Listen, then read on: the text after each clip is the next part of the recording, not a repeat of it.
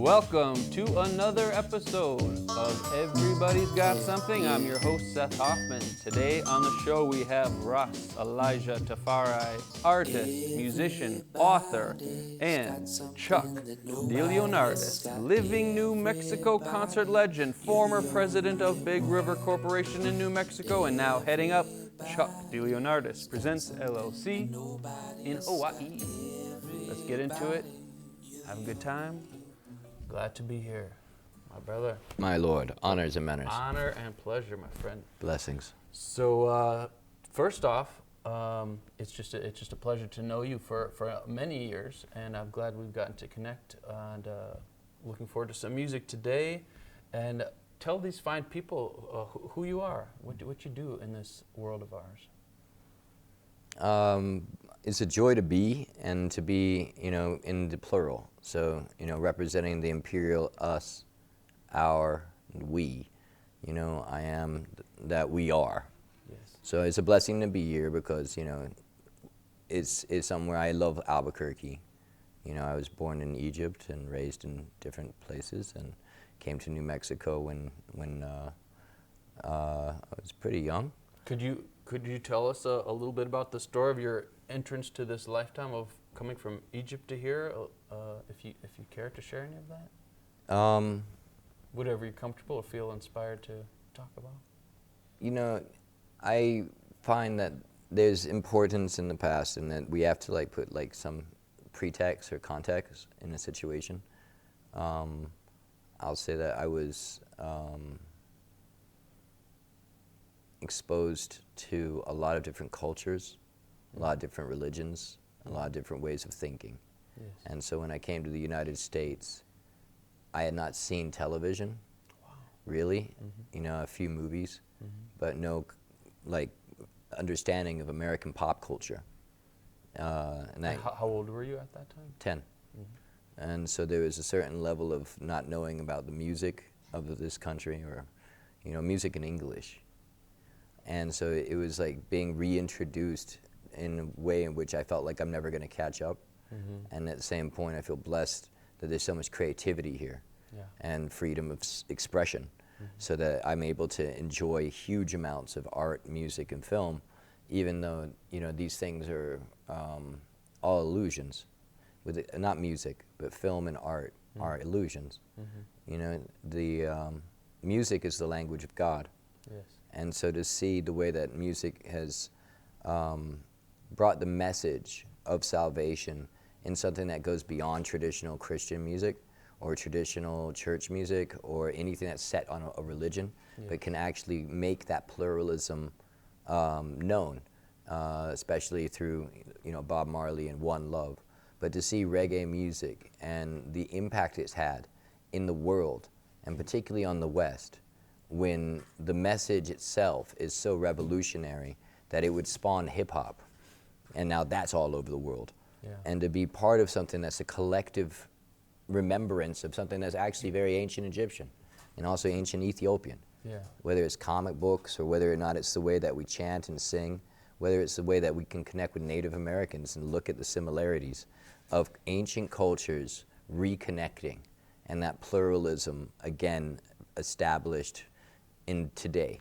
And New Mexico, with 31 languages, is a very special place. Yes. We are a mix of the most unique. They found footprints in white sands that go back 23,000 years. Incredible. That recreates the entire idea of what is human history. Right. When is the Ice Age? What happened? And it's so interesting, in the past when they've declared facts, they declare them so certainty, with such certainty. This is it. This is what is true, and we're continue learning. Well, maybe it's not so definitively as we were told. That's right. And so I feel like in a lot of ways together in New Mexico, from very diverse backgrounds, that we can find new ways of creating solutions, creating new ways of everything from relationships to governments. And I think New Mexico has something special that they can offer the world when it comes down to actual federalism, which is something I don't really want to talk about, but it's something where when we see autonomous nations coexisting, Yeah. Sovereign nations existing next to each other and then choosing to work together. This is something you can't mandate. It's not something you can legally tell people, get along. Yeah. So it comes with respecting people's languages, their culture, and so that they feel comfortable enough to make friends with their neighbors. But until we're all comfortable, we're not going to put our defenses down. Mm-hmm. And the world could learn a lot about that. Yes. You want to get rid of tribalism? Embrace tribalism. Wow. It's like, they say, like, what you resist will persist. This is the dichotomy and the paradigm of the polarity. And that's something that I'm living very extreme, where sometimes doing the right thing is wrong, and doing the wrong thing is right. And were you always of this mindset? Was there a certain age where certain of these ideas came to you and started to make more sense or have more meaning? Or from a young child, was this a part of you, or did you have some? I would say that, like, Ras Tafari as a movement challenges people in their thinking already, and some of it's as simple as marijuana or ganja. You know, to stop calling it a weed, but actually identify it, you know, by its multiple names, both indigenous as well as like official name of cannabis. But making sure that you stand up for it. That no matter what these people have said about this plant, we know that it can heal so much different things, and that this is a gift from God. That God created this, as it speaks on in all of our faiths, that herbs was created by the Almighty for the use of man. So to have that taken away, and to say, I disagree with the teacher, I disagree with the police officer, and to win. It's not all over the world, we're still not done. Right. But when it comes down to herb, we consciously have said, if you can't stand up for a plant, how are you going to stand up for a person? You know, try yourself, test yourself, go before the judge and explain, this doesn't make sense, until they're exhausted. Fill up the jails if necessary, you know, until you have become such a pain in their ass. They realize we are doing nothing but helping each other heal from cancer, helping in, you know, from multiple elements, diabetes, glaucoma, I could go on and on. You know, we know marijuana is a healing. And I think they know that too. And I think, unfortunately, as we know, there's a lot of money to be made from other powers that we probably don't agree with so much. And one of their tactics is keeping people fighting amongst themselves, so they can't say, hey, yeah, we agree on this. Let's work together for this common cause. And so this is when, like, that's like a elementary level. Yeah. So, like, the other night, for instance, I had a guy, the manager at Walgreens asked me to stop a guy from shoplifting. And he said, I'll pay you $100 if you can stop this guy from shoplifting. Wow. And I was like, okay. And so, you know, it seems like it's the right thing to do, right? Stop somebody from stealing. So I go after him, and, you know, I calculate how fast he's moving, the ice on the ground, how much stuff he's carrying, and he's going to fall. I don't have to do anything. I just let him know, if you need money, you probably could ask, and, like, this stealing's not the right way. He falls on the ground, terrified, and looks at me. And he said, I need diapers for my children. Wow. And I see that most of what he's got is diapers. So now I tell him, I'm going to help you steal some diapers, because you're right. Children need diapers. And so I help him up, give him the diapers, and I explain to him, you don't need the fucking gummy bears. So, you know, we can take back some of this and I'm going to take that back. But the reality is, you know, having to talk to the manager and explain, like, I don't care, you got $100, $1,000, baby needs diapers. You know, sometimes it's okay to steal. Now, I never thought I would say that. I never thought I would help somebody steal. But when you see a look in someone's eyes who's just trying to get something for their children, and you realize, like, Walgreens is a giant corporation, and, you know, the situations real people deal with. And black and white starts getting much more gray. And I'm looking at situations of, you know, when is it time to stop throwing stones and start protecting those that we despise because we're ignorant, because of our own judgments and dogmatic belief systems that have been placed in us. And sometimes it's not till we are ripped and torn from everything we know till we're just left with, like, keywords maybe of who you are. And you have to build yourself up. And you realize, what are the powers that are here to build you, and what are the powers here to destroy you? What are you going to stand with? Because it's going to be you who's going to be your best friend and your worst enemy.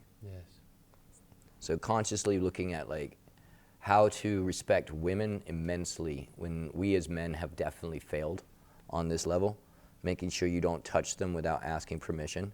You know, listen when they say something. Their feelings have validity and should be like listened and acknowledged to. We need to not be defensive. The combativeness of men, the loudness, the way men yell because they just want to be heard. You know, I'm tired of being yelled at. And I bet these ladies are definitely tired of men being manipulative when it comes down to whether it's the government, whether or not it's the school system, the healthcare system. I mean, it's one thing after another where clearly we can see that the women and children are not being tended to. And meanwhile, the fat ones are getting fatter, you know? So there needs to be restorative justice in a manner where the people don't wait on someone else to solve their problems. Take accountability and take command. You know, this is your life, you get one. This is your neighborhood, your community, your state. Own that shit. Take responsibility, and if you got to put your foot down and recreate a few things, so be it. We can't let politicians and people who are professional hesitators, procrastinators, waste our time so we don't get progress. Real revolution often looks like farming, self-sufficiency, sustainability. That's what revolution looks like, not codependence on somebody that wants to destroy us. And we as a world have become, we create too much destruction and waste. You know, it's not sufficient or sustainable. So if we look at good as sustainable and bad as unsustainable, it makes it easier. What do you see as a way that we can move towards that? Because sometimes it feels like we're moving further away, but so many, when I hear you say that so much, it makes sense, and it seems like a simple thing. Why don't we move that direction? What do you see as our obstacles, and what can give us hope to move towards that? I think that we have several obstacles. Most of them is based on how leaders are created, not individual leaders.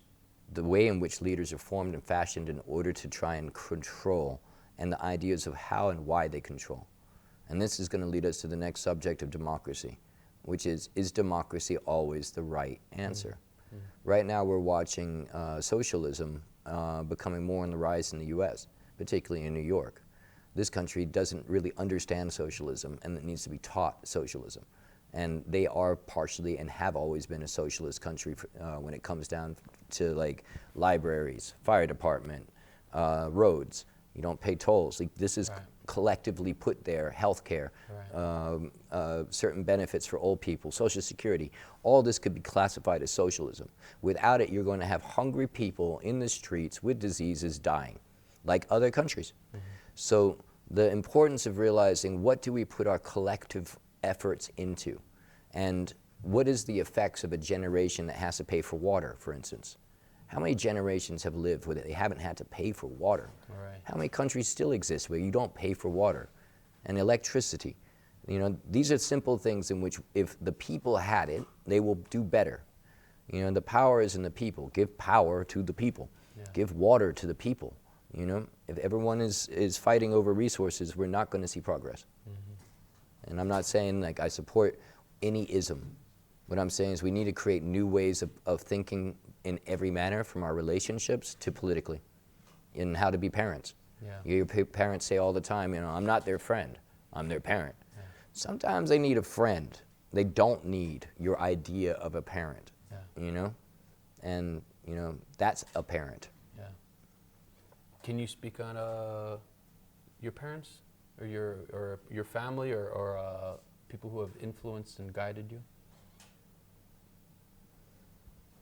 I'll speak on some people that have influenced and guided me. You know, respect to of course, you know, my parents and all my ancestors. I like to look at those who have been fathers to all of us.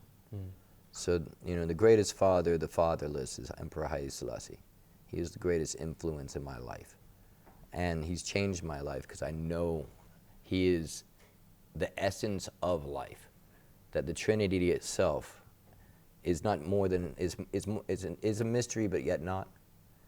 It's a Y sequence which is written in every cell in creation. That the Emperor's name, Haile Selassie, is written in everything that's alive, every atom.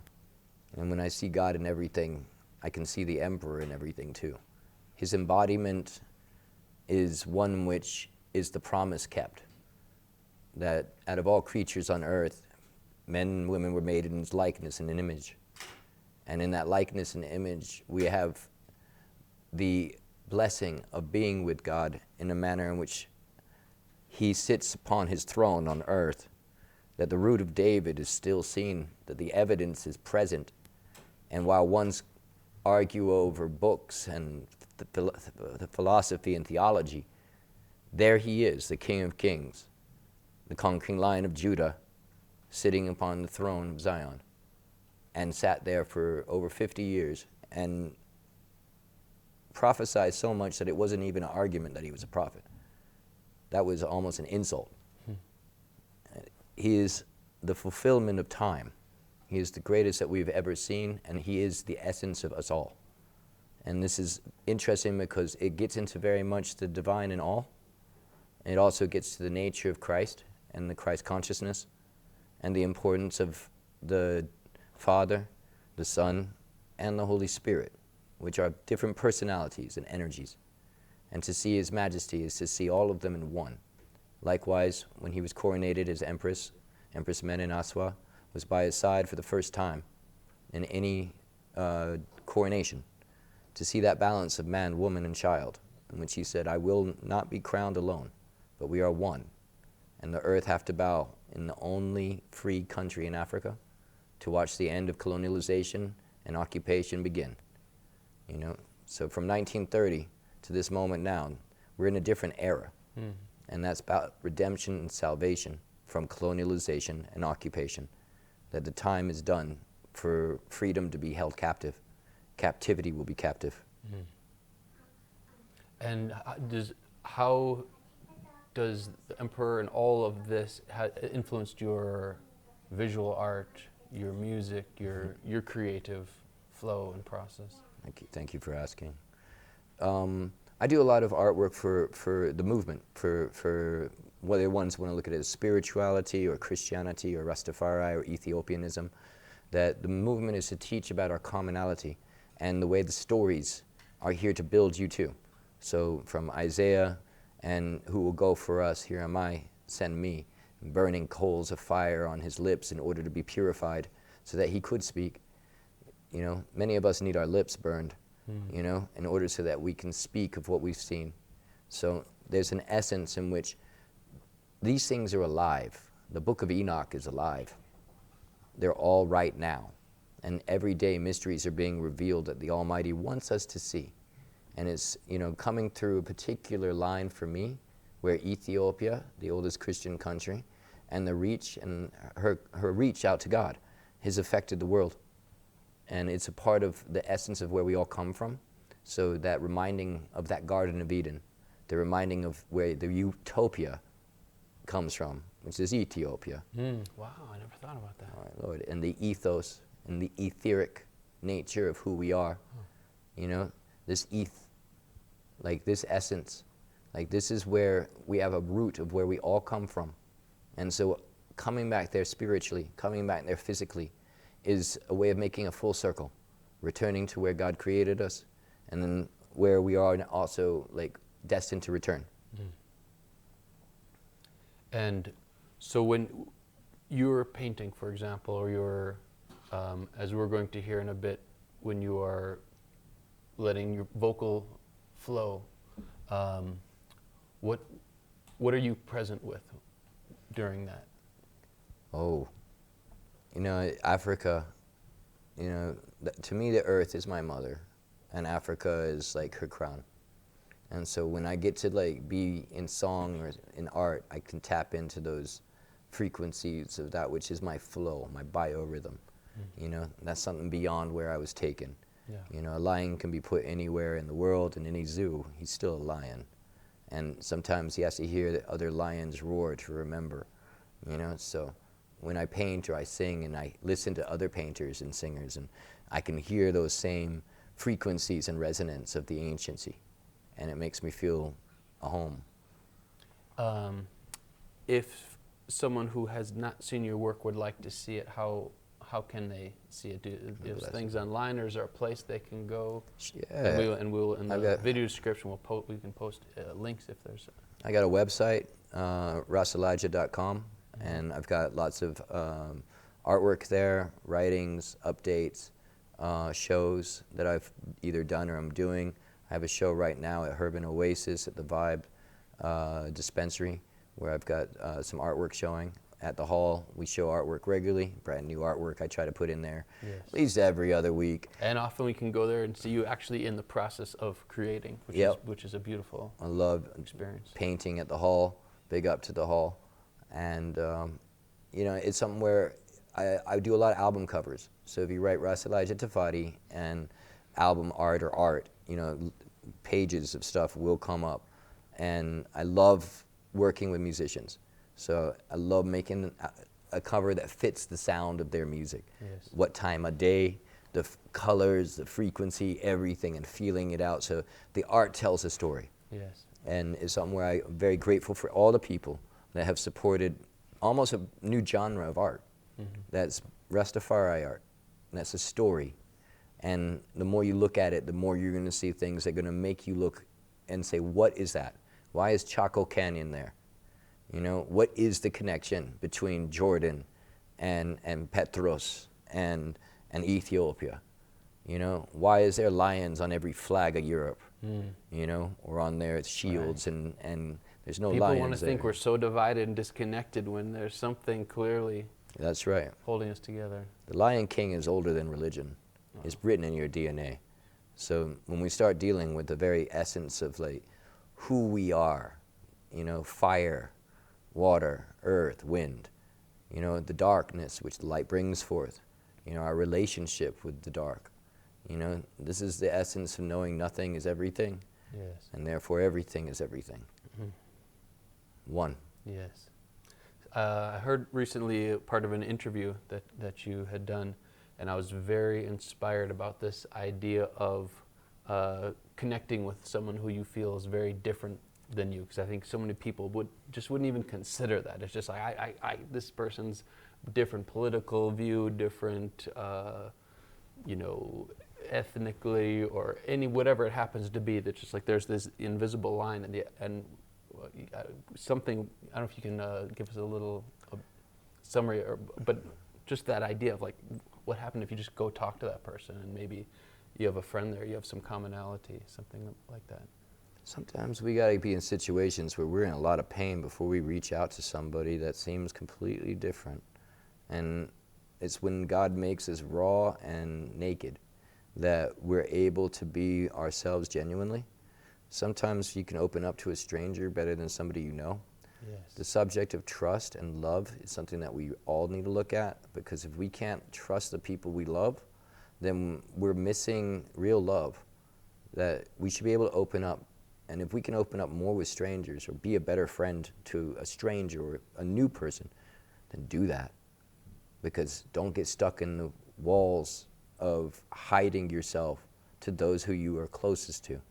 Make new friends, make new family members, and keep building and expanding your love capacity.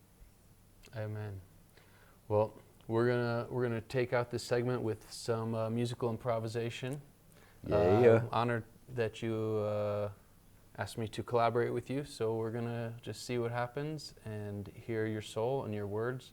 And it is a true blessing and an honor to know you. Every time I see you, my heart and spirit is filled, and I just wish you blessings, health, all the best for you always, and it's an honor to have you today. And the Most High bless and keep you. May His face shine upon you all the days of your life. O Jah children, that we may be saved and redeemed. O Thou Most High God. Jah Rastafari. Bless the youth and bless your family. Thank you, brother. Thank you. My Lord.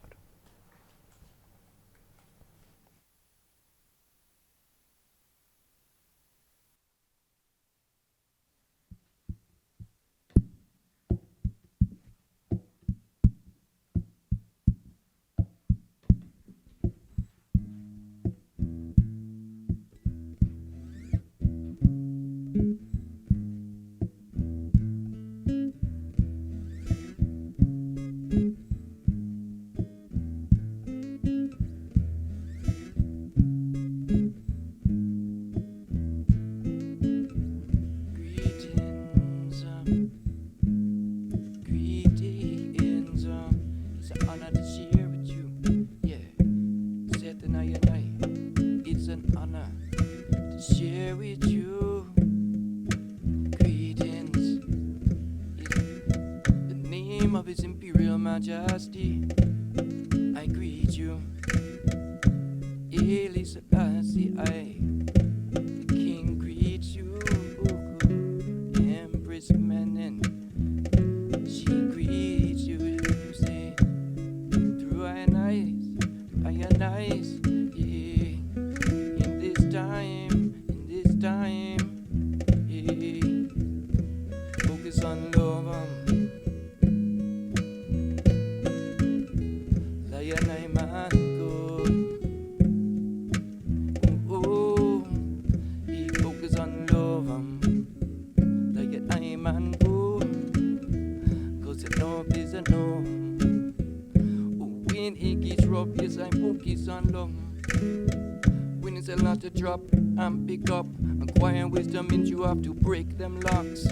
Man of the crops more than just a man of the flock. Still, the shepherd's gotta work around the clock non-stop. Yeah, oh, so come in with a fatherly perspective, built on experience and narrative. Far from the pretense of adolescence.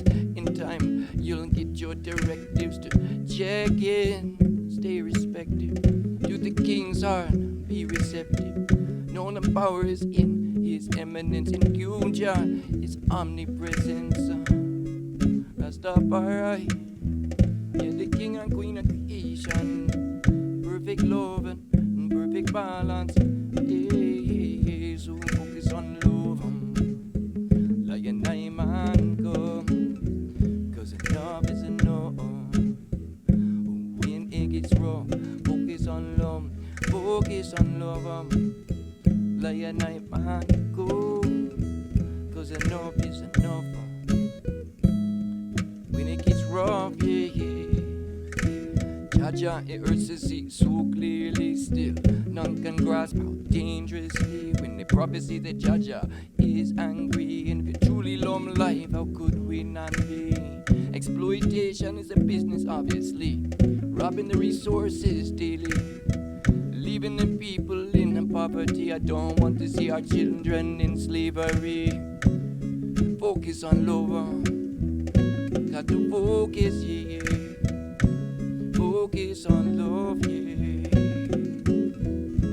Focus on love, lion I man go. 'Cause enough is enough.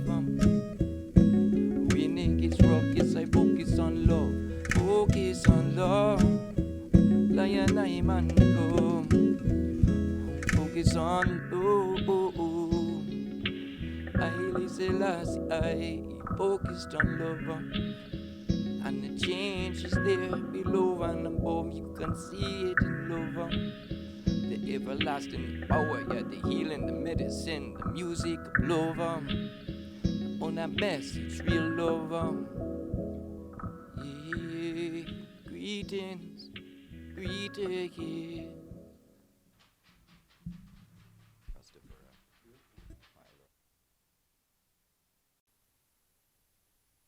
All right, we are here with Chuck Deleonardis. What a pleasure. You've probably seen this guy. You're a fixture in this town. If there's good music, we can often find you there. It's a joy to see you always, and it is an honor to have you here today. Thanks. And we're going to hear some stories. You've lived a pretty exceptionally cool life, come across some cool folks. So tell us a little bit about yourself and what we're going to Seth, see today. thanks for having me. Yeah, So it's good to see you. You too. Seth, of course, you know, great pillar of our society here in New Mexico. Go on. God bless him. Years ago, boy, it was a long time ago, I'll tell you. I've been doing this now for, our first show in New Mexico was in 1977. It was a benefit for the Amigos de Salud Food Co-op. Oh, beautiful. Good cause. Yeah, I lived, I went to school at Arizona State, and we had our bands there and our friends, and we had music, and I would also often travel to Taos to see my friends, and I decided, well, I'll move up here. So I moved up there, and I got a job. My friends had a bakery called Working Man's Bread. Friends would come to visit me from East Coast and Midwest destinations in our early college days. So the boys said, we're not going to live back here anymore. So they ended up in Taos, and I would visit them. I worked at the food co-op, and I said, you know, this food co-op, this place needs help. I think we should have a benefit for the food co-op. So I put a piece of paper out at the counter where I was the cashier. Michael Kitts, of course, hired me. Let's give Michael all the credit he deserves. I'm sure you rocked the interview. And so people signed up. Well, you know, what would you like to see? Well, the number one vote was Taj Mahal. So I contacted my longtime friend, business partner, Danny Zalesko. He had just started in Phoenix. We were doing shows at Dooley's. We had a lot of fun at Dooley's in the early days with a lot of performers. But Dan said, okay, let's check it out. He came up, we drove up to Taos, we checked it out, and Danny said to me, you know, you can't, this isn't Safeway. You can't get a box of Taj Mahal. I said, well, ask, find out, will you? So he sure did, and the next day he said, Chuck, you got a show. So we put that show on, and it was 2 shows, one night. Our legendary guitar player, a guy named Chris Strakup, he swept the floor to get in. Is that right? He was 12. What? You know, Chris is probably the first guy, besides Bob Remiger, Peter Maselli, the Working Man's Bread crew. Chris was the first guy that I knew. Is that right? And Michael Kitts. Michael, of course, is very close with Chris and his mother. Yeah. So, yeah. So we did that show, and then I got my hands on J.J. Cale, tried to bring him to Taos, but he's a cancel guy. So he canceled. Okay. And then we brought him to the Golden Inn. So my first show at the Golden Inn. And we oversold it. You know, we packed that place. It was a lot of fun. And do you get a chance to like hang out with or chat with him? Oh, sure. I have these pictures. I have all sorts of pictures I brought. You know, we may talk about them, we may not, who knows.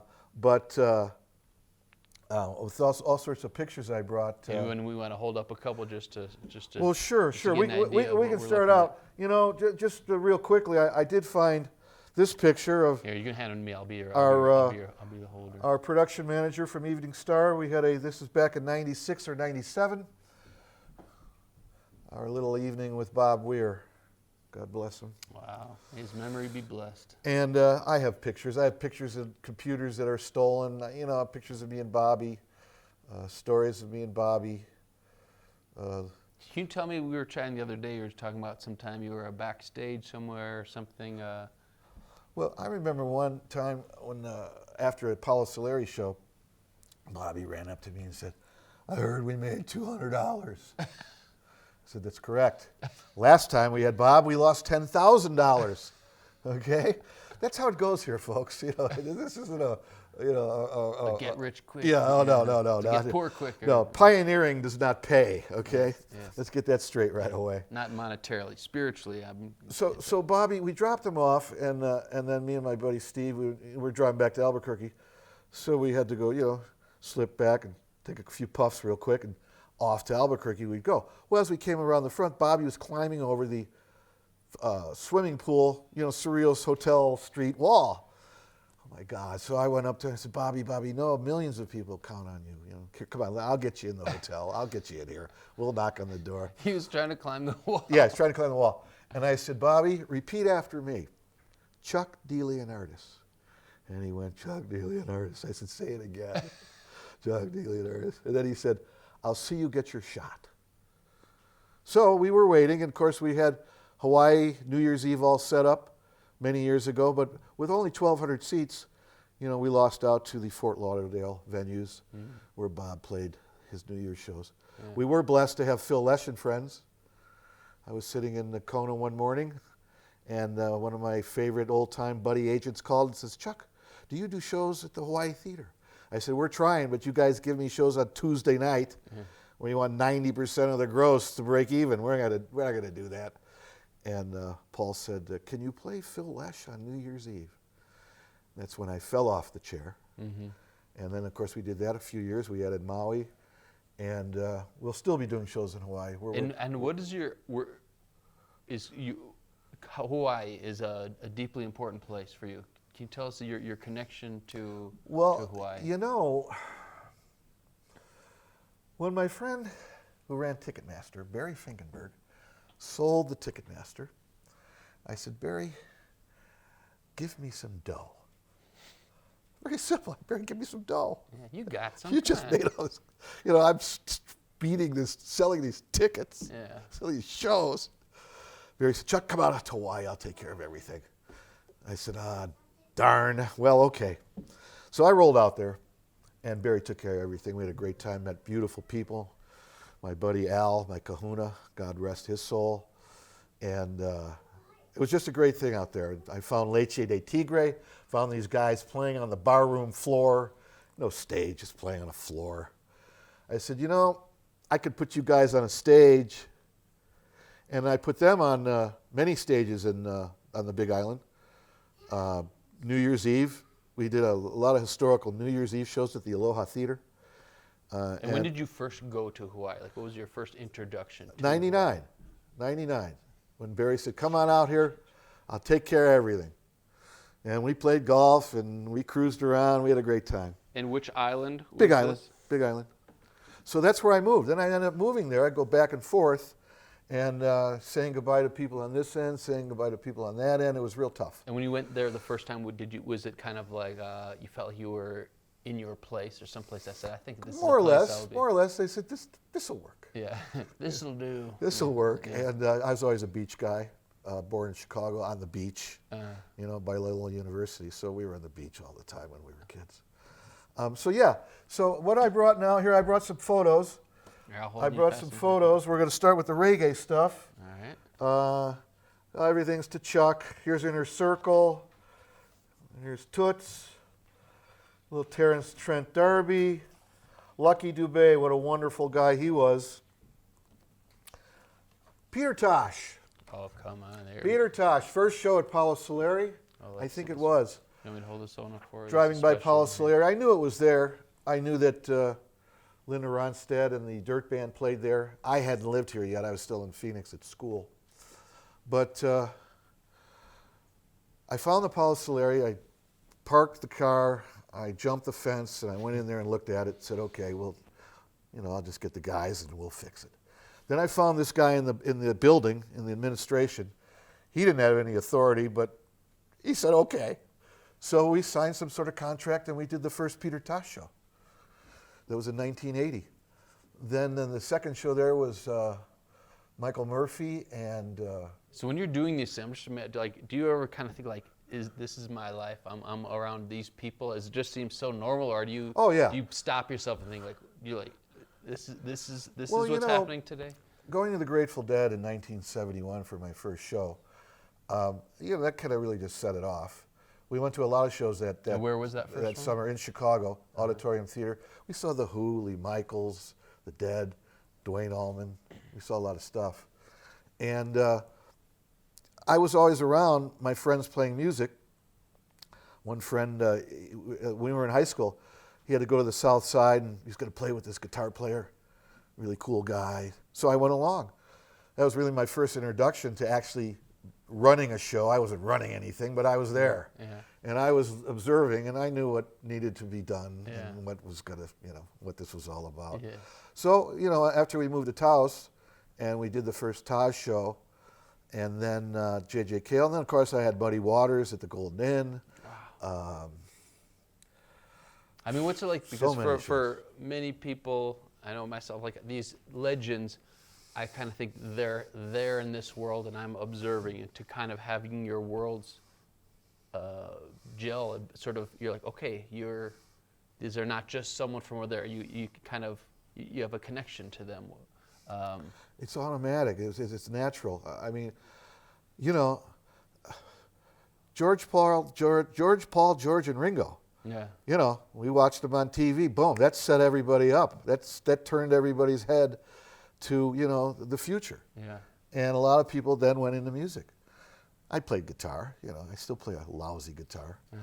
But that's what started it, and that's what started for me. And then some friends played music. Now we're in Arizona State, And we have a band called Mongo that the guys are, playing in, and we're playing all over the place. And then we have a going away party, when we're seniors. And that was really my first show because it was organized and it was a paid ticket. And after that, that's when I moved to Taos and realized, okay, we can start things here. We can do this in New Mexico. We were going to Red Rocks and we're seeing the Dead. And we said, we can do this in New Mexico. What a mistake. What a mistake. Why is that? Because when this is all over, here in the 7-Up city of never had it, never will, we wasted a lot of time doing these shows. Yeah. Wasted my whole life doing these shows. Yeah. Okay? We couldn't pay into Social Security. We could barely eat. Would you stay? I mean, a waste financially, but I mean, do you are there regrets? Or are you? Oh, still- total regrets. Yeah. Okay. Total regrets. Okay. Sure. Oh, look at this. Hey, isn't this neat? It doesn't pay the bills. Yeah. Yeah.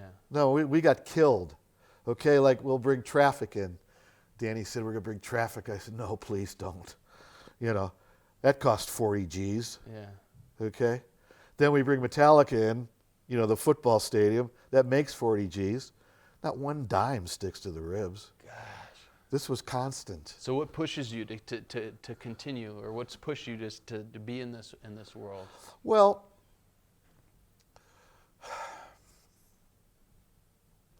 we wanted to play the shows in Hawaii. The Phil shows were really special. We wanted to play Bobby in Hawaii. And now we're just going to go through and find the historic artists that we can play in Hawaii. Yeah. And we'll bring that to Hawaii. That's what I want to do there. Yeah. Here, I take care of the withdrawals. I advise them. And can you just speak a little on your connection to the Withdrawals? Because I know they hold a special place in My in buddies. my heart and in many of ours. I met them after a show. I don't even know where. I came down from a show from Santa Fe, and the guys are at this party, so I went to the party and I met the guys. That's how I met them. This is what, like 90s? Oh, this is 89, 89, 90. okay. Wow, okay. The very beginning. Mm-hmm. And I met the fellas, and we've been buddies ever since. Yeah. Their music is incredible. Thewithdrawals.com is where all that's at. Yeah. And, we're not done. Keith's glad out to there hear that. working. You can't. Andy Dunn, the best guitar players in the country.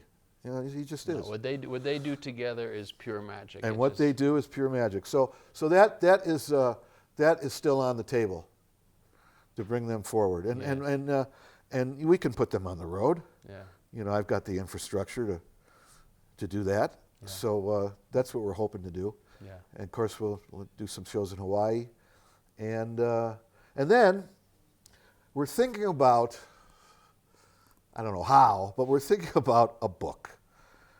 We already have the title, On Paper.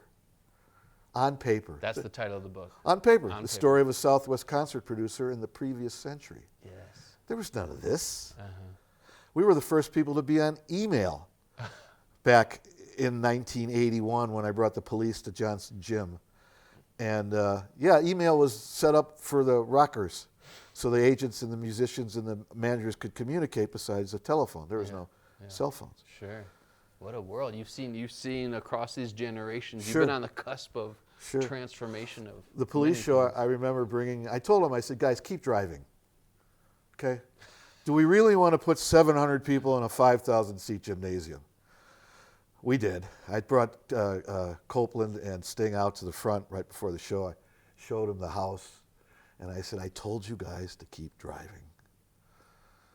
Now they'd never been back. Yeah. We had Sting with John Prine at the pit. But What's he like? What's it like to be in a room with him or chatting with him? regular people. These are all regular These are good people. Yeah. All of them. Yeah. The kids, I remember Slipknot when they were 20, behind the Sunshine Theater. Those kids didn't have a pot to piss in, but they had a dream, Yeah. and here they are now, in their 40s, Yeah. doing their thing. Yeah. Yeah. The shows were great that we did. Finding Metallica in the very beginning, paying them $1,000 to play at Graham Central Station, God. right? And then everybody wanted them, and the agent says, Chuck, just put in your offer. You know, I took them to Sadie's the first time I played them. The one up on 4th Street? Yeah, we took them to the bowling alley. So after that, they were, you know. You and Metallica? Yeah. Are they good bowlers? No, we had Mexican food. Oh, right on. We went for dinner.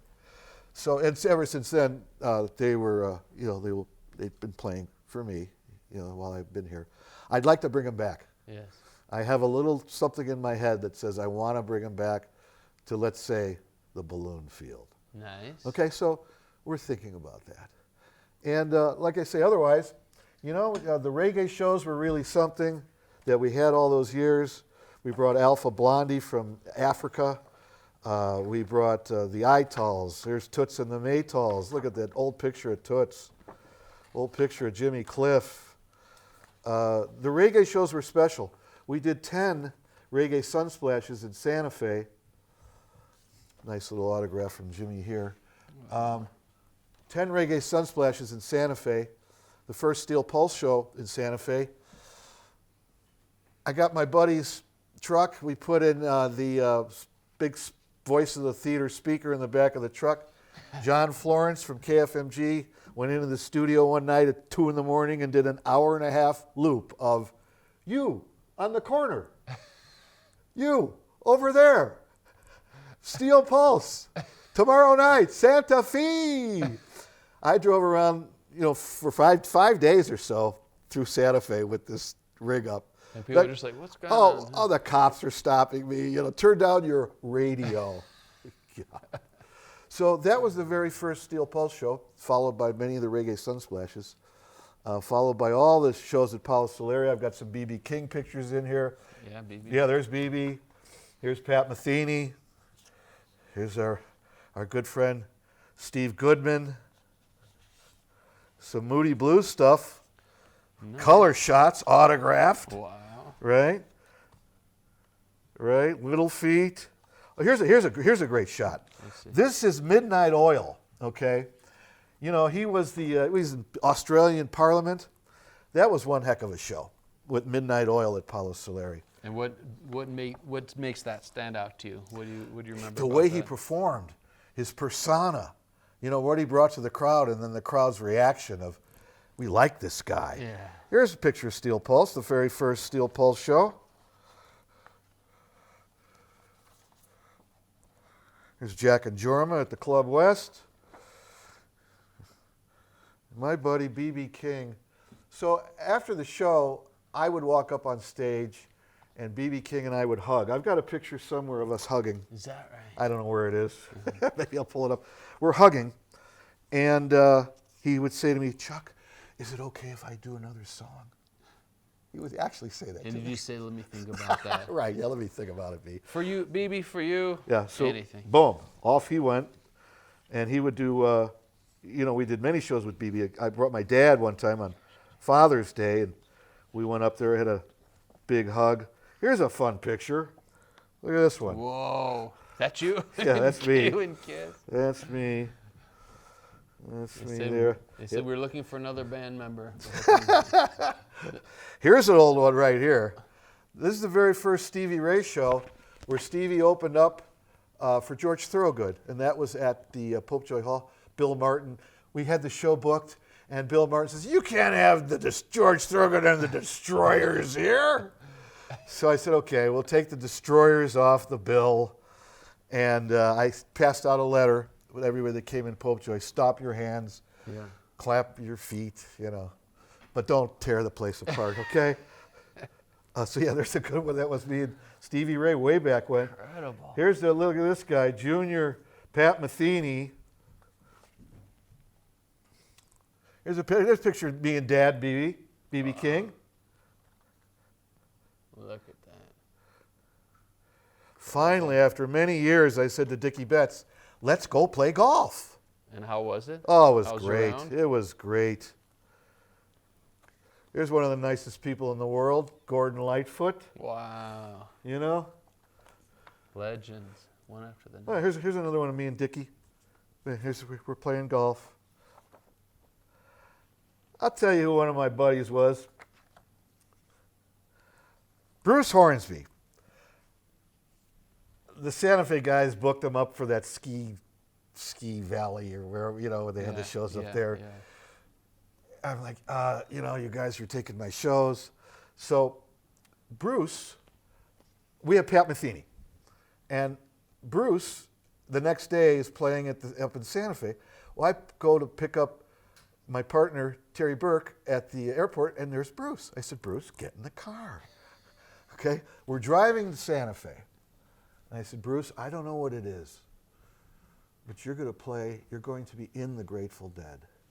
You're not just going to sing Sugar-Ree at RFK. You're going to be in the band. Sure enough, and that was the first guy they asked. Wow. When Brent Midland passed. So here's Bruce Hornsby in the car. Well, now we're up in the car, we're up with Pat Metheny. He ended up playing on Pat Metheny's record. Wow. So Bruce and I are old friends, and it's always great to see him. It was great to see him when he was here, not recently. Here's a fun guy. Whoa. Sam, I met him, it was his birthday. And for his birthday, I took him a bag of weed. And we had dinner. Very thoughtful. And we had dinner at the Hilton. And the next day was his show at Popejoy, which we have a tape of, and it's spectacular. And just talking to him, is he like kind of like the character we know? Is he? He's he's kind of regular. He has a little laugh he has and stuff. But he was just just one of the guys. But when you let him loose, Never forget that scene in the movie Back to School. You ever see that one with Rodney Dangerfield? I left him that birthday night. Must have been 3 in the morning. I don't even know where we were. He had a bottle of Jack in one hand. I said, I'll see you tomorrow. I had to go to his hotel and literally wake him up. So let me ask you, when you were a kid, a teenager, and someone told you, hey, I'm going to give you a glimpse into your future, some of these people, like, would you in a million years have imagined all these people who's not you just seen, but actually connected with? When I was a little kid, I actually knew I was going to live in Honolulu.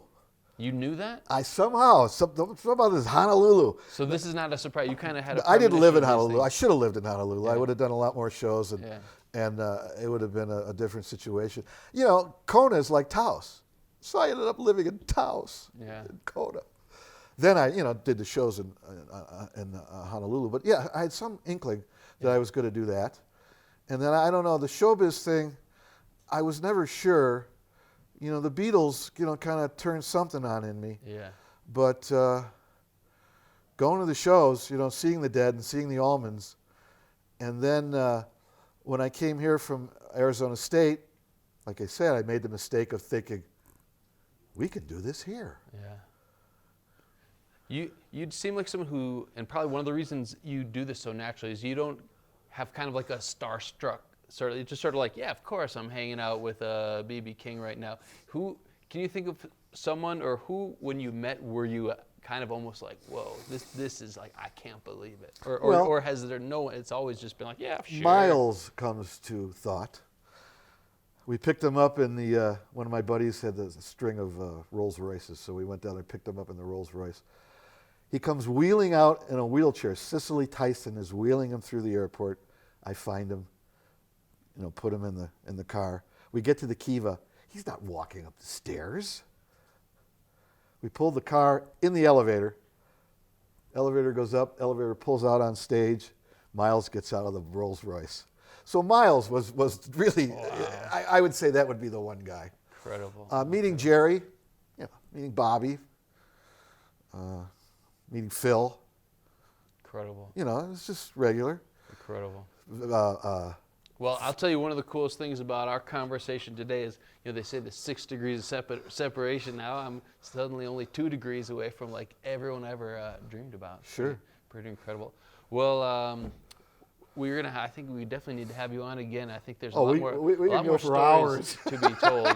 We could go for hours and hours. I could tell stories for days and days. I will look forward, and that's why every time I see you at a show, I want to go stand by Chuck for a while and hear something. Here's something. Years ago, one of my buddies said, this will be the last one. We got to wrap up this one, but we're to be continued. He goes, Chuck, you should be wired 24/7. Yes. I wish I was. Yes. Because I would take all those tapes, put them into AI, and the book would be on the shelf now. Right. And my life would be saved. Right. Here's your check for $20 million.